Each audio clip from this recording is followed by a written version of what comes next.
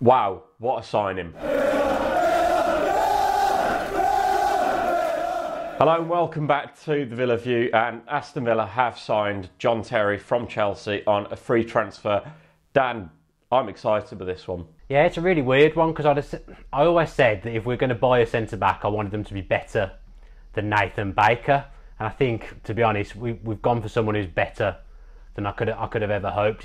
His age and his legs don't particularly worry me. He's never been particularly quick, but what he brings to that dressing room, I didn't think it was anything that we'd be able to find this summer. I mean, we said when we signed Elphick he was a leader. We said when we signed Jedinak he was a leader and he changed the culture and changed the dressing room. But this guy is a born winner and a born leader. He really will change the dressing room for the better, in my opinion. Obviously, huge bonuses apparently attached to this deal, but for me, to get this guy on a free transfer is huge, and it says a lot about John Terry himself, the fact that he's probably got offers from China and from America, but he wants to drop down to the Championship to try and take Villa back to the Premier League. Yeah, I mean, he could have obviously stayed in the Premier League as well, but I don't think he really wanted to play against Chelsea. And to be honest, for him, I mean, I said this in the podcast, if he's playing for a Bournemouth or a Swansea, he's very likely going to be in a relegation battle or mid-table at best. He's coming to a big club that's fallen on hard times and is now a bit of a sleeping giant, really. We've got the ownership sorted. We've got a manager that knows the Championship and has got teams up. I think he sees this as a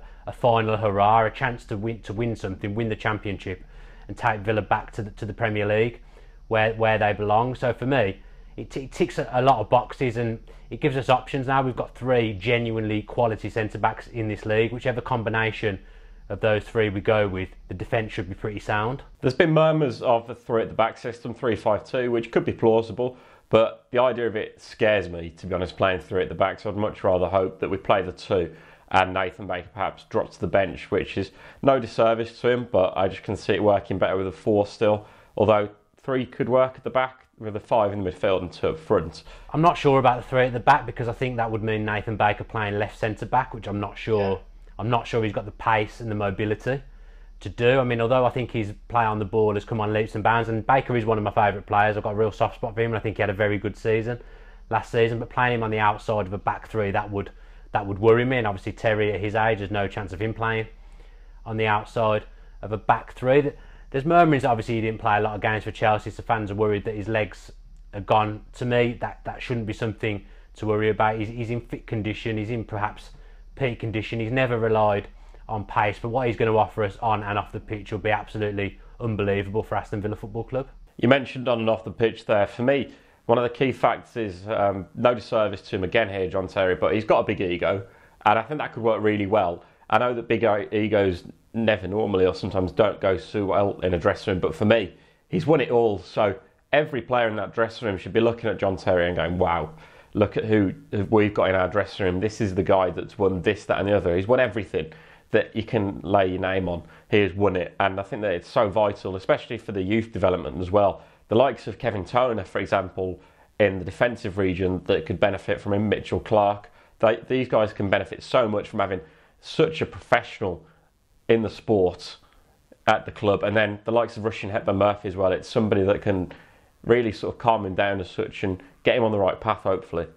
Well, for me, the most important one, I think he's going to put his arm round Jack Grealish. I remember when we played Chelsea at Stamford Bridge under Tim Sherwood and we lost 2-0, and I remember after the game, Terry and Grealish having a chat, and I always wondered what it was about. Terry is a leader of men, and I can see him really being a boost to Jack Grealish, someone for Grealish to look up to. Yes, he's done stuff off the pitch, John Terry, that he shouldn't have done, but I think that's the case with maybe 60-70% of footballers. You just don't always hear about it. For me, all I care about is he a good signing for Aston Villa? Is he going to improve Aston Villa and make them better? And for me, as you say, he ticks all the boxes. Yeah, you've touched on it there. There will be fans that have obviously voiced their concerns over this signing, especially for some of his off-the-field antics. To me, that doesn't worry me because I think at this stage now, my love for Aston Villa goes above anything that he's done in the past. And as you say, so many footballers have done stuff that we don't hear about. It's just that because he's so high profile, we've actually heard about everything he's done. If he does it on the pitch, people will forget the past and what he's done. I mean, I remember him getting a pretty torrid time down Villa Park under Rafa Benitez. I think Benteke got sent off in a clash with him, and then John Terry got injured later in the game and got carried off, and the Villa fans were singing let him die. I think that's just part and parcel of football. The Villa fans will take to him, and they've straight away now got a new hero going into the new season.